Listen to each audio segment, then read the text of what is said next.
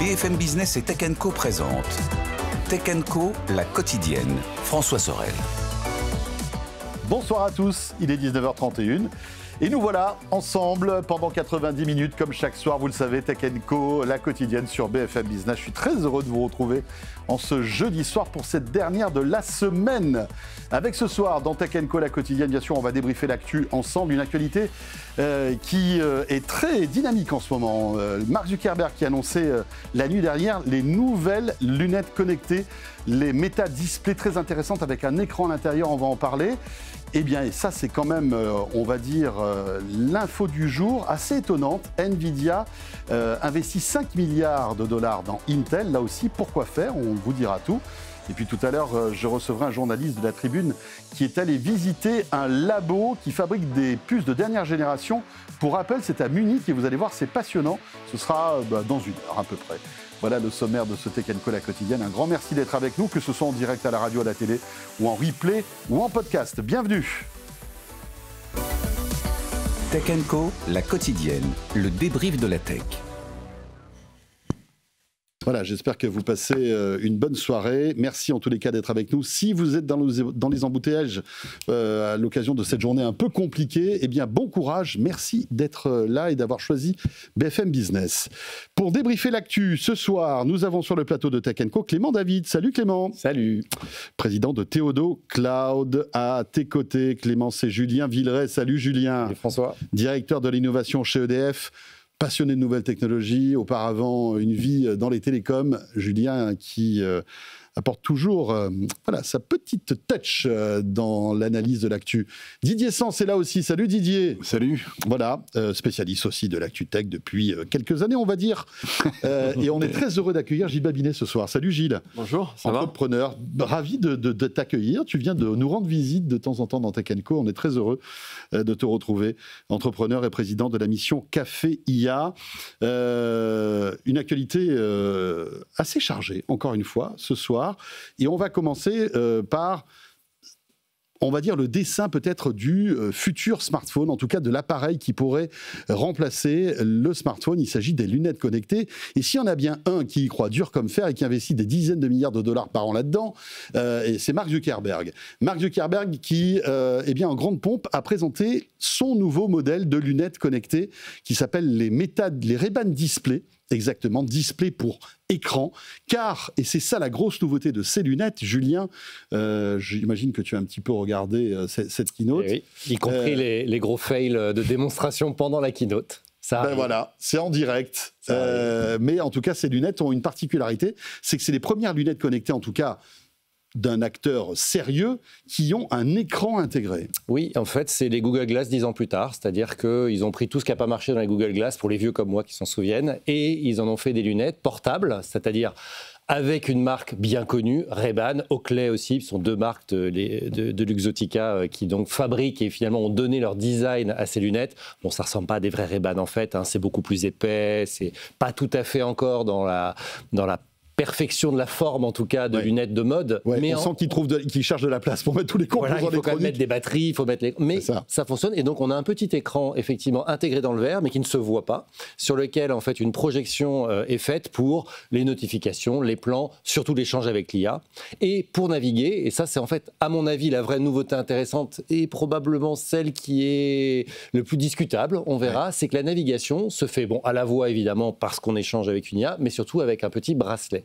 Un bracelet qui détecte en fait les mouvements du poignet. C'est un peu le joystick de ces lunettes, quoi. Exactement, c'est un capteur en fait qui capte les mouvements et d'ailleurs plus précisément les mouvements, vraiment les micro-mouvements musculaires pour pouvoir justement naviguer. Il paraît que c'est totalement bluffant à l'usage. Nicolas Lelouch, qui est parfois ici, en a fait un essai et a écrit que ça fonctionnait vraiment très très bien.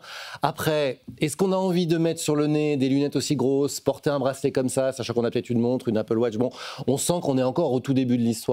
Mais c'est intéressant. Et surtout, ce qui est intéressant, c'est que, j'allais dire, pour le dire trivialement, ils ne lâchent pas l'affaire. Hein. Ils ont lancé une première génération qui était catastrophique, qui s'est très mal vendue. Une deuxième génération qui était très bonne et qui s'est très bien vendue. Oui, contre toute attente, qui a surpris tout le monde, chez Meta et chez Ray-Ban. Chez Ray-Ban, ils sont très très étonnés d'en avoir vendu autant de millions. Et donc là, ils lancent cette troisième version. Alors en fait, ils lancent la nouvelle version des lunettes Ray-Ban Meta classiques, améliorées, meilleur appareil photo, etc. Et puis cette version-là où ils se disent que pour 800 $, ils en vendront peut-être pas beaucoup, mais c'est un pas très important vers ces lunettes connectées pour tout le monde qui, soi-disant, peut-être un jour, on verra, remplacerait le smartphone. Ouais, je vais vous poser la question justement pour avoir votre point de vue là-dessus. Ces lunettes seront disponibles aux États-Unis là très vite et arriveront, alors ça c'est une bonne nouvelle, très vite en France aussi, parce que la France fait partie des premiers pays où on pourra retrouver ces lunettes. Sincèrement, j'avais un peu peur avec ces histoires de DMA, de DSA. Je me suis dit, allez, on va se retrouver avec des lunettes qui sortiront je ne sais pas quand. Ben là, visiblement, elles pourraient arriver très vite. Tant mieux. C'est peut-être parce que Essilor-Luxottica est une boîte à moitié française et que, rappelons-le, Essilor-Luxottica a investi pour l'instant plusieurs milliards, je crois 5 milliards. Non, c'est Meta qui a investi 5 milliards dans Essilor-Luxottica. D'ailleurs, il se dit, pour l'anecdote, que Ray-Ban ne voulait pas mettre sa marque sur les Ray-Ban Display parce que, justement, le look est quand même pas tout à fait adapté à ce qu'est une Ray-Ban. Mais comme Meta a mis quelques milliards dans la boutique, ils se sont dit qu'ils allaient quand même faire plaisir à un de leurs gros actionnaires. Je ne sais pas si c'est vrai, c'est vraiment purement de la mauvaise foi. On voit Mark Zuckerberg, si vous êtes avec nous à la télé, qui porte ces lunettes. C'est vrai qu'elles sont assez épaisses, on va dire. C'est assez costaud. Je crois qu'elles font 69 grammes, ce qui est quand même pas anodin pour une paire de lunettes que vous portez tout au long de la journée. Et on est à peu près à 6 heures d'autonomie. Pour l'écran allumé, 1 heure. Ah oui, pour l'écran, oui, c'est-à-dire qu'en fait, l'écran s'éteint et s'allume au fil et au gré des notifications. Et donc, on ne peut pas avoir un GPS en continu pour se déplacer dans la rue, par exemple. Ça ne peut pas fonctionner en termes de batterie à ce stade. Qui veut réagir là-dessus ? Moi, je veux bien dire un mot. Allez, Gilles. Parce qu'il y a un truc, je pense, qui n'est pas forcément compris, en fait, à l'égard de ces lunettes, c'est leur vocation. Donc, tout le monde a l'idée, le fait que Meta voulait faire du métavers et s'est planté, a investi quand même aux alentours de 30 milliards, peut-être 40 même, dans cette technologie qui n'a pas marché.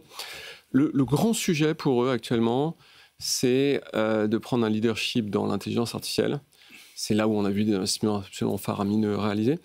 Et le pari qu'ils font, c'est de sortir des LLM et d'aller vers ce qu'on appelle les world models. Les world models, c'est ce qu'on appelle des modèles de monde. Et pour que ça fonctionne, il faut attraper ce que voient les yeux.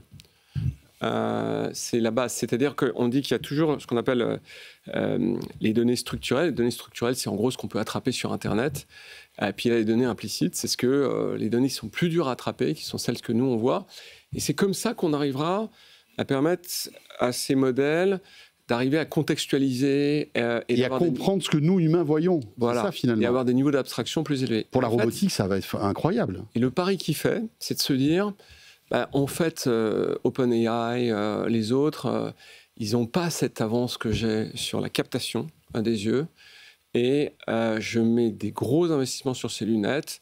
Je ne pense pas du tout que dans le pitch, ils vont dire on veut entraîner nos world models avec ça. Mais pour moi, c'est absolument central. J'ai plusieurs amis qui travaillent sur les world models. Et qui ont le droit de faire ça, tu crois ? Non, mais c'est les CGU. Ouais. En caractère 3. Dans les CGU, tu vas valider le fait que tes data remontent dans les world models. Ça veut dire qu'en fait, les lunettes vont engranger des informations sans que nous, on le sache. Alors qu'en théorie... Si, elles vont... tu vas être d'accord pour que ça fonctionne sur ce genre de choses. Après, quand tu es dans une situation, je ne sais pas, personnelle ou intime ou je ne sais quoi, soit ils anonymisent totalement la data. Et de toute façon, après, ce qu'on cherche à produire dans ces world models, c'est des louplets. Oui, c'est pas ce que va faire Gilles ou Didier dans la journée. Le principe même du world model, c'est qu'il anonymise complètement l'origine de la donnée, quoi. Donc c'est une phase d'apprentissage. Et donc ça, je crois que c'est un élément qui est surstratégique, qui à mon avis sera au cœur du débat d'ici 1 ou 2 ans, parce que tout le monde va vouloir avoir de la data pour faire les world models. Et je trouve ça assez smart de leur part d'arriver à glisser sur un enjeu du X. Finalement, c'est où la cohérence de faire ce truc-là pour eux, sinon d'essayer de répéter ce qu'ils faisaient dans le métaverse, qu'il n'y a pas grand-chose à dire avec du métaverse en réalité. Moi, j'irais plus loin que Gilles. Je dirais que c'est aussi un moyen, il faut se rappeler quel est le modèle économique de Meta, de Facebook en particulier, c'est quand même de récupérer le maximum d'informations sur des individus de manière à leur vendre de la publicité personnalisée. Là, on est en plein dedans, c'est-à-dire qu'on est dans un environnement où chaque individu va faire profiter Meta de sa vision du monde extérieur, de ses habitudes, de ses comportements, de manière complètement directe et transparente. Et c'est un modèle qui va s'ajouter aux autres écosystème qu'a mis en place Meta. Et puis, Clément. Ouais, il faut quand même se lever tôt si on veut défendre le fait que Meta soit très très mal à l'aise avec le fait d'exploiter de la donnée qu'ils n'ont pas le droit d'exploiter. C'est-à-dire que c'est déjà ça. Non, mais déjà le monde de l'IA, la manière dont la donnée est traitée aujourd'hui, sécurisée, etc., c'est sujet à caution. Quand en plus c'est des acteurs comme Meta, surtout dans le contexte actuel où ils ont plutôt les coups des franches, je pense que de toute manière ils vont avoir une grande liberté interne pour faire beaucoup de choses et qu'en effet ça va les nourrir légalement ou pas. Bon, après il y a un sujet qui est, je pense que là où tu as raison, c'est que c'est pas du tout la stratégie d'une boîte de wearable comme par exemple peut l'être Apple. Tu vois, ce que tu vois, c'est que Apple, quand ils veulent lancer un produit qui va vraiment être un produit de consommation de masse et qui la star, en fait, c'est vraiment le produit. En fait, qu'est-ce qu'ils font ? Ils attendent un marché qui est plutôt mature, avec des usages, ils arrivent avec des produits bien foutus. Là, je veux dire, on a deux enjeux. C'est vraiment pas du tout ça. C'est il y a quand même un enjeu de montrer qu'ils sont... c'est une boîte tech devant la vague sur un certain nombre de sujets, quitte à avoir un produit un peu innovant, même si un peu mal pratique. Tu vois, cette histoire de bracelet, les gens vont le perdre au bout de 2 jours, en tout cas moi. Tu vois, et puis c'est encore un truc à recharger. Encore un truc à charger. Exactement, c'est lourd. C'est pas très pratique, mais au moins ils montrent quelque chose d'innovant. Et en effet, je pense que la logique est plutôt à chercher du côté de leur écosystème. Qu'est-ce qui va avec ces lunettes, va leur permettre de prolonger la durée de vie de tout ce qu'ils font déjà, à savoir vendre de la pub, à savoir analyser des données, etc., etc. Et en fait, c'est plutôt là qu'il faut le chercher plutôt que de se dire « Ah, ils veulent absolument vendre des milliards de lunettes ». Moi, je me demande aussi si c'est pas une revanche que Mark Zuckerberg est en train de monter par rapport à Apple, qui a malmené Facebook ces dernières années, avec, vous le savez, de la publicité ciblée qui a été enlevée, etc., etc.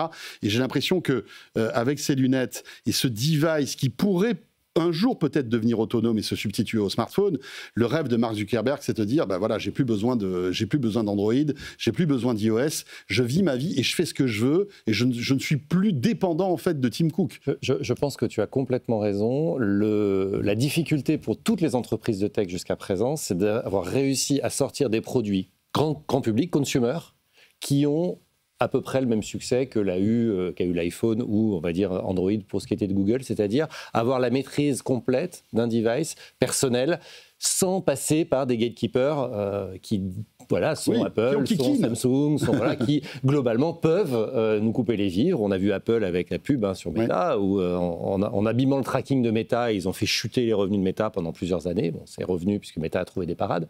Mais je pense qu'effectivement, il y a vraiment de ça, au-delà de l'ego probablement, il y a vraiment de ça dans le modèle économique fondamental, c'est je veux pouvoir intégrer complètement ma relation au client. Et c'est vrai que la lunette, pour ça, c'est très personnel, beaucoup de gens en portent, même ceux qui n'ont pas besoin de verre correcteur, en tout cas on le voit chez les jeunes, portent des lunettes pour des questions de look, etc. Donc on peut imaginer que ce sera un produit qui peut fonctionner. Là où je trouve, et je ne dis pas ça souvent, mais là où je trouve il a complètement raison, de lancer ces produits qui ne sont pas très secs, qui ne vont pas vendre des centaines de millions d'exemplaires à ce stade, c'est qu'il prend quand même une avance, très clairement, parce que c'est quand on va dans le marché qu'on peut vraiment tester. On peut tester ce qui marche, on peut vraiment voir ce que les clients utilisent. Et c'est lui qui va déraper en premier, mais c'est lui qui va éviter après le deuxième dérapage, parce qu'il aura connu des échecs. Et on sait que c'est pour ça que Apple a fait le Vision Pro. C'est pas parce qu'il voulait en vendre beaucoup, c'est parce qu'il voulait rentrer dans le marché pour commencer à s'y confronter. Définitivement tuer le Vision Pro, c'est-à-dire que les casques de VR, on est tous d'accord qu'il n'y a pas d'usage à part les jeux vidéo et la formation. Tous les ans, c'est l'année de la VR, etc. En fait, la vérité, c'est que tout le monde s'en fout.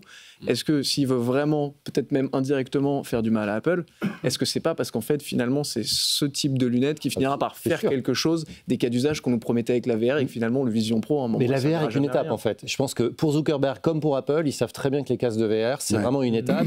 Ils jouent sur les interfaces, ils comprennent comment ça marche, les interactions, mais le modèle, le form factor final, on peut imaginer. Il ne faut jamais faire trop de prévisions parce qu'on ne sait pas ce qui se passe à la fin. Mais enfin, la lunette, ça paraît être le form factor final quand même.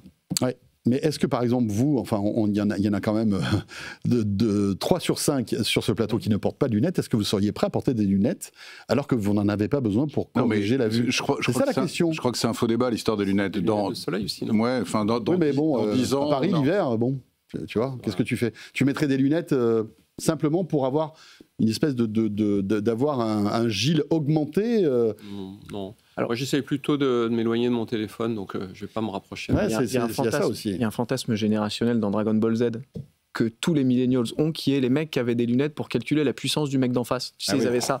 Et je pense que dans l'inconscient collectif des mecs qui ont regardé les dessins animés dans les années 80-90, il y a un fantasme absolu d'avoir un truc qui s'affiche sur tes yeux. Je suis sûr que ça parlera à tout le monde. Ouais, c'est clair. C'est comme le communicateur de Spock qui a servi de modèle au téléphone portable. Exactement pareil. Moi, je pense quand même que c'est... Vendre des lunettes connectées, c'est un sujet à peu près aussi compliqué que de vendre des montres connectées. Et on a complètement oublié, aujourd'hui tout le monde, mais quand on a les volumes vendus, tout le monde a une Apple Watch. En tout cas, il suffit de prendre le métro pour voir qu'une personne sur deux porte une Apple Watch. Et l'Apple Watch, elle a remplacé des montres physiques, des montres Casio, des montres, etc.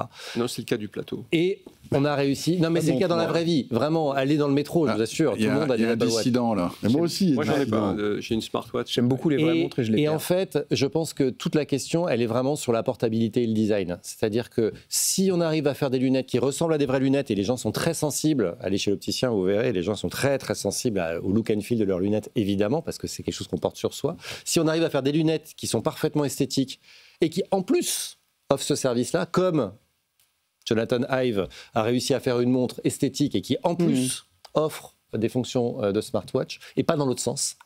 Je pense que là, il peut y avoir la clé d'un truc qui va se débloquer. Ouais, et la force de Meta, c'est ce partenariat avec Essilor-Luxottica. Et c'est pour ça qu'ils travaillent avec les pros de la lunette de luxe. Prada, Oakley, etc. etc. Dans l'actualité, juste pour terminer là-dessus, il ne faut pas oublier non plus les recherches de Google sur les fameuses lentilles connectées qui offriront le même genre de service, mais qui, du coup, évite de porter quelque chose. Oui, mais ça sera à mon avis... mais c'est ce que je dis. Là, pour l'instant, le form factor, il est... C'est sur le long terme, parce que mais c'est les technologies dans des lentilles, waouh. C'est les technologies qui sont intéressantes, c'est-à-dire où est-ce qu'on veut y venir. Et l'idée, c'est d'avoir effectivement un affichage devant les yeux qui permet de suivre son chemin, de identifier une personne, etc. Donc, aujourd'hui, c'est la lunette, parce que c'est ce qu'il y a de plus logique. Mais à l'avenir... ça risque d'être autre chose. Bon, en tout cas, tout ça est passionnant. Juste une chose, ces lunettes coûtent quand même $799. Cadeau. On ne sait pas combien... Ça se dévalue, le dollar. Oui, mais bon, entre les taxes copie privée, la TVA... Ce qui est probablement à cost, probablement qu'ils ne gagnent pas d'argent en vendant ça à $800. Tout le monde s'attendait à ce que ce soit vendu plutôt 1000, 1200, 1004. Probablement qu'ils ne gagnent pas d'argent à ce prix-là. Et encore une fois, ils ne vont pas en vendre beaucoup. De toute façon, l'objectif n'est pas là. C'est pas sûr, tu crois? Moi, je pense qu'ils vont en vendre quelques millions. Ouais. Ambiance Vision Pro, oui. on va en vendre quelques millions. C'est ça. Dans l'actu aussi, alors cette info vraiment étonnante, une annonce qui nous a tous surpris aujourd'hui. Nvidia, le géant américain des cartes graphiques et champion incontesté de l'intelligence artificielle, vient au secours de son rival de toujours qui est Intel. Et oui, Nvidia va investir, écoutez bien, $5 milliards dans Intel. Le groupe prend ainsi environ 5% du capital de son concurrent. Julien Thibault nous explique tout ça et puis après, bien sûr, on analyse cette info. Au-delà de la prise de participation, c'est un véritable accord stratégique. Intel produira des processeurs sur mesure pour les plateformes d'IA de Nvidia et les deux groupes développeront ensemble de nouvelles puces destinées aux centres de données et aux PC. Un rapprochement paradoxal puisqu'Nvidia a largement contribué au déclin d'Intel ces dernières années en lui ravissant ses parts de marché avec l'explosion de l'intelligence artificielle. En tout cas, le PDG de Nvidia, Jensen Huang, donne des gages supplémentaires de bonne volonté à l'administration Trump. La Maison-Blanche souhaite en effet rapatrier la production de semi-conducteurs sur son sol et a déjà pris 10% du capital d'Intel il y a quelques semaines. S'il est jugé crucial par Washington, c'est parce qu'Intel reste l'un des derniers fabricants de puces aux États-Unis, alors que Nvidia dépend massivement du taïwanais TSMC pour la production de ses composants. Voilà, donc l'actu du jour, c'est que Nvidia investit $5 milliards dans Intel, ce qui équivaut, comme on disait, à 5% à peu près du capital d'Intel. News intéressante, alors, est-ce que c'est politique, est-ce que c'est stratégique? On sait que, sous l'ère Trump, tout le monde essaie de caresser, on va dire, le pouvoir en place dans le sens du poil. Et puis on sait qu'il faut sauver le soldat Intel, qui est dans une situation compliquée. Avant de te donner la parole, Gilles Clément, qui voulait réagir. Ouais, alors votre journaliste, il est sympa quand il dit Nvidia qui a largement contribué au plantage d'Intel. Intel s'est bien planté tout seul. C'est-à-dire qu'il y a peut-être des gens qui nous écoutent qui ne sont pas passionnés par les semi-conducteurs, parce que c'est des fous du bus et qui ne savent pas ce qui est beau dans la vie. Mais parfois, ça arrive. Les gens qui se lèvent pas le matin, il faut quand même expliquer le ratage extraordinaire qu'est Intel. C'est-à-dire que c'est quand même... C'est quoi dans Hercule, dans Disney, c'était de zéro héros. Là, c'est exactement l'inverse. C'est-à-dire qu'ils sont ultra dominants sur le marché du siècle. ils ratent le marché du mobile. Ils perdent leur client historique absolument clé qui est Apple. Et en plus, ils se font dépasser parce qu'ils n'arrivent pas là où TSMC arrive à produire très rapidement des puces 7 et 10 nanomètres. Eux, ils n'arrivent pas à les produire. Donc, ils se plantent. Les États-Unis arrivent en disant c'est pas grave, on a vraiment besoin de vous les mecs. On va faire le CHIPS Act. Vous allez avoir 80 milliards pour construire des usines dans l'Ohio. Vous aurez de quoi en mettre en Allemagne aussi parce que quand même on va vous aider. Et vous aurez tout l'argent dont vous avez besoin parce qu'en fait sans vous la souveraineté des États-Unis c'est pas possible. Et qu'est-ce qu'ils font? Ils se replantent. C'est-à-dire que leur nouveau serveur Star, Xeon Saphir ou je sais pas quoi, ils les sortent avec un an de retard, ils perdent la moitié de leurs clients. Leurs usines, ils n'arrivent pas à les sortir parce qu'ils devaient produire en 2026, finalement ça sera 2032, vous comprenez, l'État n'a pas mis assez d'argent. Entre-temps, ils n'ont pas pris le marché de l'IA non plus, ils sont nulle part. Donc en fait, c'est même pas qu'NVIDIA les a coulés, c'est que de toute façon, ils n'ont pas réussi à y aller. Ouais, des mauvais choix stratégiques. Là, on est sur une boîte sur le marché du siècle qui a perdu de l'argent sur les 6 derniers trimestres. Je crois que Q1 2023, ils perdent 6 milliards en un trimestre. Donc à un moment, c'est quand même un plantage absolu. Et là, tu as raison, c'est où est-ce qu'on peut trouver des milliards et si possible des débouchés, vous allez en parler, pour sauver Intel, quoi. D'où l'aval des dirigeants d'Intel depuis quelques temps. Tu as oublié encore dernière petite plantade, c'est que aujourd'hui, enfin, la chasse, Intel avait été un peu en chasse gardée sur les PC avec AMD, oui. Sur les PC sous Windows. Sauf que depuis un certain temps, tu peux même installer des puces Qualcomm sur des PC. Alors ça marche pas énormément pour l'instant, mais en tout cas la brèche est ouverte si tu veux. Oui, avant, tu avais que du x86 sur un PC. Tu avais de l'Intel ou de l'AMD. Ils se partageaient 80% de part de marché pour Intel, 20% pour AMD à peu près. Ben là, d'un coup, il y a Qualcomm qui dit vous savez quoi, les gars, on a discuté avec Microsoft, on peut arriver sur les PC, et nous, on se retrouve avec des PC avec 20 heures d'autonomie. Ce que ne sait pas faire Intel. Pour ajouter qu'en fait, toute la marge d'Intel ces 7-8 dernières années, c'était les processeurs pour serveurs. Ouais. Qui sont dans les data centers. Or, ça ne devra échapper à personne. Aujourd'hui, les data centers qui fonctionnent, c'est plutôt avec des GPU pour faire du calcul. Il y a de moins en moins de l'Intel. Que pour faire voilà, ça c'est commoditisé pour le dire autrement. Et donc, effectivement, si en plus la grosse vache à lait de la maison, la dernière, est partie, et effectivement, je suis complètement d'accord, tous les choix stratégiques, depuis les choix de lithographie, tout est vraiment, c'est ridicule. On dirait l'industrie française. Ils y sont allés vraiment dans le mur en klaxonnant. Moi, je mettrais juste en regard, et je pense que tout le monde pourra déduire sa propre conclusion, le fait qu'il y a quelques semaines, l'administration Trump a tordu le bras du patron d'Intel pour que l'État américain puisse rentrer au capital d'Intel, voire récupère à vil prix à peu près 10% du capital. Bon. Il y a quelques semaines qui a mis 2 milliards aussi, je crois. Pardon ? Il y a SoftBank aussi qui a mis 2 milliards. Enfin, on injecte à tout prix des milliards. Donc on peut imaginer qu'il y a un lien c'est un choix politique, entre ces deux informations. Non mais c'est clair. Alors maintenant, il y a un problème technologique aussi. Pourquoi Intel s'est planté? Parce qu'ils croyaient dur comme fer depuis les années 70 à leur architecture x86, et notamment à la technologie CISC, alors que NVIDIA est le représentant le plus emblématique de la qualité de la technologie RISC, qui va complètement à l'envers. Je ne veux pas rentrer dans les détails. Non, pas RISC. Si, ils ont de l'AMD, ils ont de l'ARM dans les puces NVIDIA. Ouais, mais c'est pas du risque. Enfin, c'est de l'environnement pour du GPU, mais c'est pas forcément du risque. Bon, c'est pas grave ça, parce qu'on va rentrer dans des détails un peu complexes. Mais ce que je veux dire, c'est que leur technologie va complètement à l'envers de celle qui a été utilisée par Intel depuis des années. Et qu'il va y avoir un problème de... Je pense que c'est intéressant de voir ce qui va se passer. Oui, Gilles. Le sujet qui est intéressant, c'est de comprendre que, d'abord, il y a un mois, le patron de TSMC a fait fuiter dans la presse qu'il perdait beaucoup d'argent en Arizona. Et il faut comprendre qu'une usine qui perd de l'argent quand elle vient d'être montée, c'est mort. Parce que tu ne peux pas rattraper après. 80% de l'amortissement se fait dans les 24 premiers mois. Ah ouais. Après, l'usine commence à se déclasser et il faut investir dans une nouvelle génération. Ça va tellement vite, c'est ça que tu veux dire. C'est extrêmement rapide, 24 mois. Et donc, ils ont fait fuiter ça. Ça a rendu dingue l'administration Trump. Et il y a beaucoup de gens au sein de l'administration Trump qui disent le problème qu'on a, c'est qu'on veut avoir une filière verticalisée et sûre pour produire des GPU parce qu'on en a besoin pour les systèmes militaires. Et donc, faire un truc NVIDIA, Intel, ça a du sens. C'est-à-dire que TSMC, c'est super, c'est des Taïwanais. C'est pas aussi confidentiel qu'avoir une intégration de ce point de vue-là. Donc, il y a cette logique et l'investissement, c'est probablement, parce qu'ils vont avoir besoin de 20-25 milliards, pour faire une nouvelle usine qui serait capable d'aller entre 2 et 5 nanomètres. Ce que il n'est pas évident pour Intel, parce que Intel, non, parce que pour TSMC, c'est de la rigolade. Même Samsung commence à être un peu challengé. Il n'y a que TSMC, sur les dimensions en dessous de 5 nanomètres, fait 90% de la gravure mondiale. Ouais.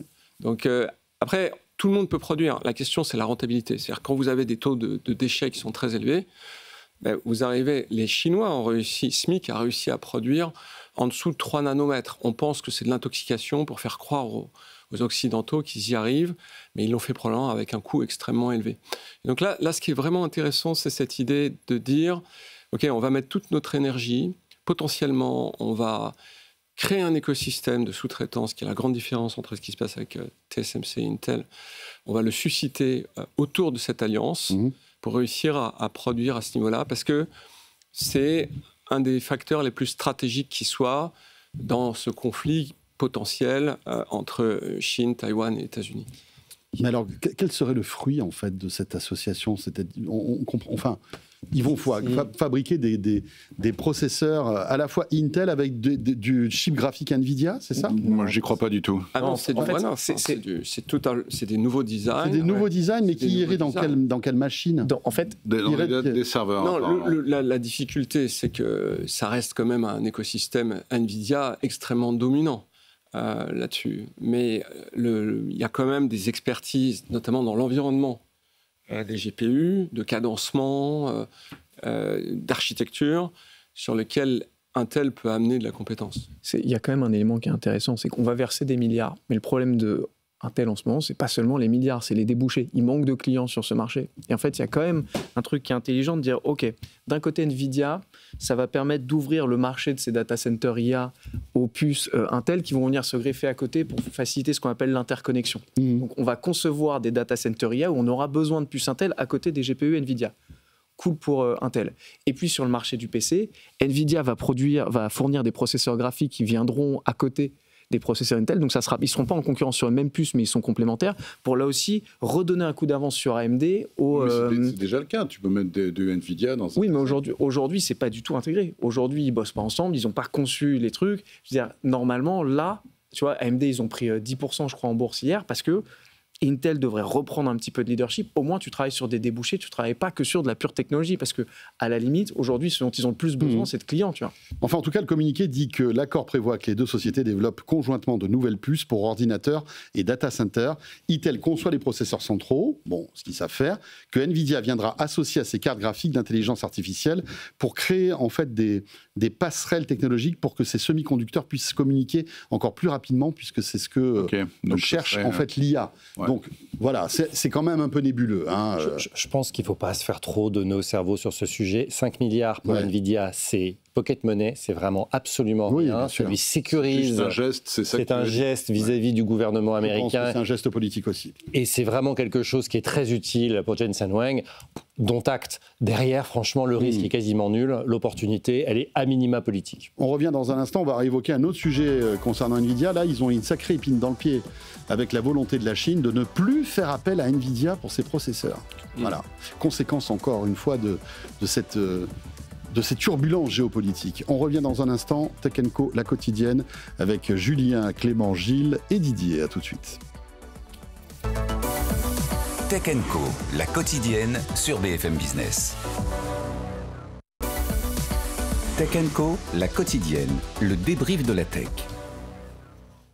Encore une fois, merci de nous avoir choisis. Merci d'être là sur BFM Business et Tech & Co, la quotidienne. Et jusqu'à 20h30, on débriefe l'actu tech de ce jeudi 18 septembre avec Julien Villeray, directeur de l'innovation chez EDF. Nous avons aussi Clément David, président de Théodo Cloud. Gilles Babinet nous fait l'amitié d'être là ce soir, entrepreneur et président de la mission Café IA. Et Didier Sens, journaliste tech. On évoquait donc cet investissement assez étonnant de 5 milliards de NVIDIA dans Intel. On va continuer sur NVIDIA. Parce que c'est vrai qu'on avait l'impression que ces derniers jours, les ententes, on va dire, entre la Chine et les États-Unis, c'était un petit peu calmé, apaisé, avec peut-être une issue positive concernant TikTok. Vous l'avez tous suivi. On s'était dit, voilà, il y a peut-être un terrain d'entente qui a été trouvé. Eh bien, visiblement, pas dans tous les domaines, puisque la Chine a déclaré, le gouvernement chinois a réclamé qu'il était maintenant interdit d'utiliser les puces américaines et bien sûr du matériel chinois. Voilà, ça veut dire que typiquement Nvidia se retrouve persona non grata en Chine. En Chine, on ne peut plus utiliser du Nvidia. Alors, c'est pas nouveau, parce qu'en fait, les puces Nvidia, en particulier les plus performantes, étaient sous export control, comme on dit, depuis un certain nombre d'années. Oui, mais c'était de l'autre côté. C'était la Chine qui interdisait... Non, c'est les Américains qui interdisaient à Nvidia l'export. Tu as raison, c'est les Américains qui interdisaient. Voilà. Mais là, ça vient dans l'autre sens. Et il y a eu une ouverture derrière pour dire, peut-être que les moins puissantes, pour le dire simplement, les moins performantes, oui, vous pourrez les vendre aux Chinois. Et ça, c'était Jensen Huang qui avait fait le forcing auprès de Donald Trump, justement, pour ne pas casser complètement son marché, son business. Exactement. En Chine. Et il se dit, c'est ce qui se dit, que les propos des Américains à ce moment-là, et en particulier du ministre en charge de ces sujets-là, des gens qui travaillent sur les affaires étrangères, qui ont dit en gros, on va filer nos rogatons à la Chine parce que de toute façon, c'est des trucs qui sont plus très performants, donc ça suffira bien pour les Chinois. C'est un peu vexé, un peu raidi, on va dire, la posture chinoise, qui, quand elle a eu l'occasion de dire, en fait, non, a créé cette interdiction, ce qui évidemment en termes de business pour Nvidia est une mauvaise nouvelle parce qu'ils espéraient pouvoir repénétrer ce marché qui évidemment est un marché colossal. Oui, parce que l'IA en Chine explose comme partout. Comme partout. Et c'est quand même un sacré business qui disparaît pour Nvidia. Et puis surtout, Nvidia, elle n'a pas besoin de se créer des concurrents. Alors là, évidemment, il se crée des concurrents. Plus il laisse la place libre, plus les Chinois vont pouvoir développer leur solution. Ils faisaient 50% de leur chiffre d'affaires en Chine en 2024 apparemment, Nvidia, d'après les chiffs que j'ai. Et ça a chuté. Non, j'avais très. Alors, et ça a chuté cette année en 2025 à 14%. 50%. 50%. Wow. Apparemment, ils avaient un très très gros marché. Donc c'était leur premier marché. Ouais. C'est dingue. Définition. Oui, on va dire ça. Mais Jensen Huang doit alors. Moi, je comprends qu'il soit pas très content. Il doit pas être très content. Hein. Gilles, qu'est-ce que tu. Non, mais c'est intéressant parce qu'en fait, sur cette histoire. Il faut revenir dans la chronologie, c'est-à-dire que on a commencé par introduire les puces H100, qui était un gap très important avec les suites qui existaient auparavant. Et c'est là où il y a eu des velléités de contrôle. Mais ça a continué à passer, et notamment, ils s'approvisionnaient au travers de proxy, donc qui se trouvaient en Azerbaïdjan, dans des pays hyper inattendus, qui devenaient des gros consommateurs de Nvidia. Et puis est venue la série Blackwell, beaucoup plus puissante, avec le H800. Et là, effectivement, on a dit à la Chine, vous aurez le droit d'acheter les puces pour faire de l'inférence, mais plus de l'apprentissage. Et c'est devenu assez compliqué sur ce sujet. Néanmoins, quand on observe que DeepSeek a eu aucun problème à entraîner son modèle, et on sait très bien qu'il a été entraîné par du Nvidia. Mais non. En fait, ils ont menti. Finalement, ils les avaient, les puces H100. Ouais, ils les avaient. En fait, ils ont menti. C'est un mensonge sur quasiment toute la ligne. 6 millions de coûts d'entraînement, c'est plutôt 150 millions. Ouais. Voilà. Ils ont mais voilà, et je pense que ce qu'a répondu Jensen Huang, c'est bon, écoutez, puisque j'ai pas le droit d'exporter, je vais me mettre d'accord avec le département d'État. On va définir une puce qui est en dessous de la puissance critique, et celle-là, on va l'exporter. Et ils ont fait un design spécifique pour la Chine. Et là, les Chinois... Donc dégradé. Alors, les Chinois ont dit, en fait, nous, on ne veut pas de votre design, parce qu'on pense que non seulement il est en dessous de la puissance qu'on veut, mais en plus, on pense qu'il y a une backdoor dedans. et donc... oui, vous allez nous espionner. On va se débrouiller sans vous là-dessus. Enfin, c'est la réponse du berger à la bergère. Hein. Ouais. Là, on inverse. Tout ça, c'est vraiment la réponse miroir. Mais dans la mesure où la réalité, c'est que tout ça est un panier complètement percé, entre guillemets. Enfin, on passe l'importation comme on veut. À mon avis, la part d'apparence est quand même surdéterminante dans cette affaire. Tout à fait. Et je pense... Il y a ce qu'on dit puis ce qu'on fait. Et ce qu'on dit, ce qu'on fait.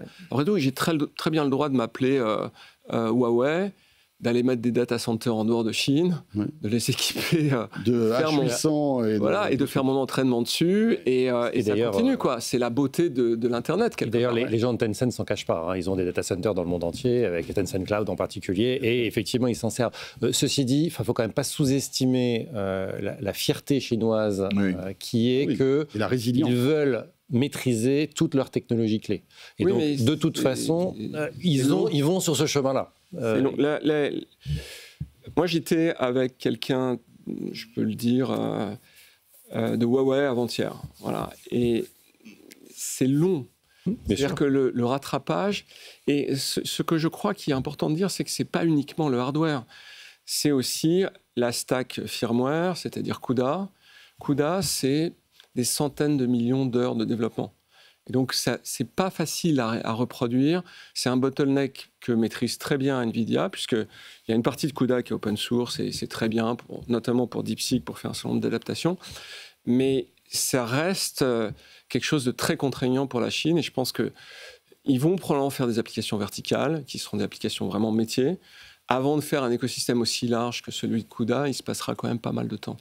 Alors, ce qui est intéressant, c'est justement, on va continuer à réagir là-dessus, mais c'est l'annonce de Huawei concomitante à cette interdiction d'utilisation des puces de NVIDIA en Chine. Huawei a levé la main en disant, écoutez, ça tombe bien, les gars. Ça, je sais pas trop, mais alors, c'est fou, parce que j'entends votre truc à la radio, sur Radio China, et vous savez quoi, je suis prêt avec mes processeurs, en fait. Alors, ils ont des processeurs, ce sont des puces qui s'appellent Ascend, peut-être que ton ami t'en avait parlé. C'est donc un modèle qui est développé par Huawei, mais qui reste quand même inférieur individuellement à la puissance des puces NVIDIA, bien sûr. Alors, ce qui est amusant, juste une petite parenthèse, mais c'est que après, on y va, Clément. On avait beaucoup misé sur SMIC pour fondre dans des très hautes densités. Le SMIC qui coûte pas cher, rappelons-le. Je referme la parenthèse. Et en réalité, ceux qui semblent, d'ailleurs pour des raisons plus pour leurs besoins de marché, en réalité, avoir fait les plus grands pas vers des processeurs GPU, c'est manifestement Huawei. Et donc Huawei a des usages qui sont à la fois pour leurs antennes, leurs BTS, où ils veulent mettre de l'IA pour arriver à faire de l'optimisation de spectre, et pour les véhicules autonomes, où ils ont quand même à peu près 800 000 véhicules qui sont de catégorie 3 qui se baladent sur les routes. Clément, c'est à toi. Allez, on commence par quoi ? On commence par quoi ? Est-ce que cette interdiction chinoise des puces NVIDIA, c'est quelque chose qui a un sens? Mais bien sûr. Est-ce que finalement... En fait, tu disais, on croyait qu'il y avait une entente, et puis finalement, est-ce que ça repart ? Il n'y aura pas d'entente, il n'y aura jamais d'entente. C'est un combat à mort entre les États-Unis et la Chine. Je veux dire, tu as la partie marrante qui est, c'est le jeu de la négo, tu sais, ça fait très commercial Cure Center. Ah non, vous ne pouvez pas les mettre. Ok, vous les mettez, mais une version dégradée. Ah, vous m'arrachez. Attendez, je vais aller voir mon manager, on va essayer de vous faire baisser le prix. Je peux peut-être vous avoir 5%, mais en revanche, pour la garantie, c'est que sur le vrai cuir. Tout ça, on s'en fiche. Qui est-ce qui disait que c'était un théâtre ou quelque chose comme ça tout à l'heure? Ça, on n'a rien à faire. Ça va arriver. C'est juste que ce nouvelle étape, une nouvelle guerre, il y en aura plein d'autres, c'est une question d'échelle. C'est-à-dire, la vraie question, c'est, tu as quand même deux stratégies qui sont super complémentaires entre les États-Unis et la Chine. Tu as les Américains qui disent, bon, on va faire du containment avec la Chine et les isoler le plus possible des techno-américaines pour qu'ils prennent du retard. Et la Chine qui dit, ça tombe bien parce que nous, on a une stratégie de découplement qui fait qu'on va plus avoir besoin des techno-américaines un jour et que ce que vous ne donnez pas, on va le développer nous-mêmes et on va être en retard au bout d'un moment. Et puis on finira par sortir. La question, c'est qui va gagner? Moi, ce que je constate, c'est que j'ai l'impression, vous me direz ce que vous en pensez, que la stratégie américaine est systématiquement un échec. C'est-à-dire que tu veux empêcher Huawei d'utiliser Android, tu vas leur faire perdre 4-5 ans. Il n'y a pas de problème. N'empêche qu'à la fin, ils sortent leur truc. En plus, ils ont une capacité, tu sais, à jouer avec leur marché intérieur de manière très directive. Ah, on peut plus, Huawei n'a plus le droit à Google. Bon, vous savez quoi, Xiaomi et Oppo, vous allez privilégier l'international, le marché intérieur, on va protéger Huawei le temps qu'ils se redressent. Quand ils auront Harmony, on pourra à nouveau vous battre. Aucun problème. Là, les puces, c'est pareil. Ah, vous n'avez pas le droit d'avoir des H100. Bizarrement, ils en ont. Et puis, tu vois que là, il va y avoir une négo, ça va repartir. En plus, ils se voient dans 2 jours en Espagne. Mais tu vois que ce qui va se passer, c'est qu'on va se mettre d'accord sur NVIDIA, on se remettra d'accord une fois, et la 3e fois, qu'est-ce qui va se passer? Huawei, cette fois, ils seront prêts, parce qu'ils accélèrent comme des fous, et que à ce moment-là, on fera comme sur Google Android. En fait, il n'y en a plus besoin. Et je vais te dire un truc, c'est vrai que ça prend du temps, mais les Chinois, ils se préparent pas depuis, ça date pas du mois d'octobre. Moi, j'ai un pote il est rentré en 2021, septembre 2021, chez Huawei. Ils font mais vraiment, tu vois, en Chine, je crois que c'était à Shenzhen qu'il était, lui, et ils font des batchs pour rentrer. Tu vois, tout le monde rentre par trimestre, ça. Ils étaient 400 arrivés au siège à Shenzhen. Sur les 400, c'était le seul occidental. Vous n'avez absolument pas besoin de recruter aux États-Unis quoi que ce soit. Ils ont tous les ingénieurs qu'il faut. Ils en forment 600 000 par an. Enfin, beaucoup sont formés aux États-Unis, il faut dire ça aussi. Oui, et ils reviennent. Oui. Mais ne serait-ce qu'en Chine, ils en forment déjà 600 000 par an. C'est colossal. Il y en avait 300 sur les 400. Tout ça grâce à Apple aussi, paradoxalement. Il y en avait 300 sur les 400 qui étaient là pour bosser sur les microchips. 2021. De toute façon, s'ils ne sont pas prêts maintenant, ils seront prêts dans 2 ans. Tu vois. C'est mais bon, ils n'ont pas inexorable. les outils. Typiquement, je sais qu'ASML est aussi et ne peut pas vendre ces dernières. Ça, c'est plus efficace. C'est plus efficace parce que, en fait, l'impression de ces composants, enfin de ces puces qui sont maintenant en quelques nanomètres, il faut donc une espèce de presse. Je schématise au maximum. Et ASML fait ça et n'a pas le droit de les vendre à la Chine. Mais c'est ça qu'a tué Intel, c'est cette mentalité. Arrêtez de penser ça. Mais regardez ce qui s'est passé ces 20 dernières années sur toutes les technologies qu'on a exportées vers la Chine. Souvenez-vous des BTS, on parle de Huawei. Enfin, je veux dire, aujourd'hui, on avait Ericsson, Nokia, Siemens, Alcatel même, Lucent, je peux tous les citer. Ils sont tous subclaquants. Il reste qui aujourd'hui? Il reste ZTE et Huawei qui fournissent ces BTS de meilleure qualité avec des technologies plus performantes au monde entier. Et moins cher. Les machines-outils. Enfin, j'étais en Chine pendant quelques jours faire des visites justement sur la robotique, etc. au mois de juillet. Allez visiter l'usine de Xiaomi de voitures électriques. 94% de la voiture est faite par des robots. Et les robots, historiquement, les machines-outils venaient d'Allemagne, les robots venaient du Japon. Il y a toujours des machines-outils allemandes et des robots japonais, mais il y a déjà 20% de robots chinois. Et je garantis que dans 5 ans, il y aura 80% de robots chinois.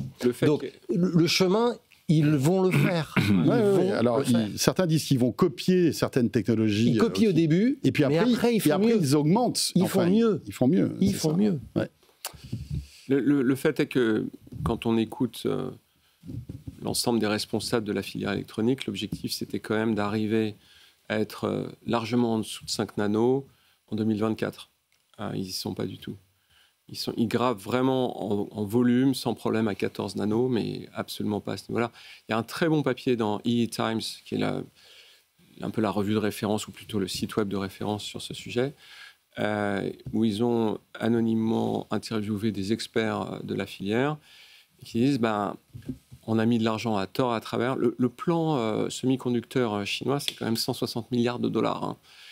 Et il y a eu beaucoup d'effets d'aubaine, mais et c'est ce que je disais tout à l'heure, c'est que moi je pense qu'à faire une stack complète sur la partie GPU, 2 niveaux de ce qu'est capable de faire NVIDIA TSMC, il va leur falloir un peu de temps. C'est un peu de temps, mais je suis d'accord. Ils vont pas lâcher l'affaire. Ils lâcheront pas l'affaire, ils sont très consistants, etc. Mais c'est dur, quoi. Oui, c'est dur, mais ça c'est sûr. C'est leur Everest, mais c'est ce que dit Julien. On n'a pas d'exemple de marché qu'ils n'ont pas fini par craquer. C'est ça qui est fascinant. Et en effet, foie gras. Tu vois, mais tu vois, technologiquement, même le luxe. Enfin, je veux dire, aujourd'hui, les marques de luxe chinoises sont en train de luxe au sens vraiment très haut de gamme. Là, je parle de Hermès, Vuitton, etc. Sont en train de vendre plus que les marques de luxe européennes sur le territoire chinois. C'est-à-dire qu'ils ont créé leur propre marque de luxe, c'est-à-dire leurs ateliers de luxe, et les Chinois ont envie d'acheter chinois.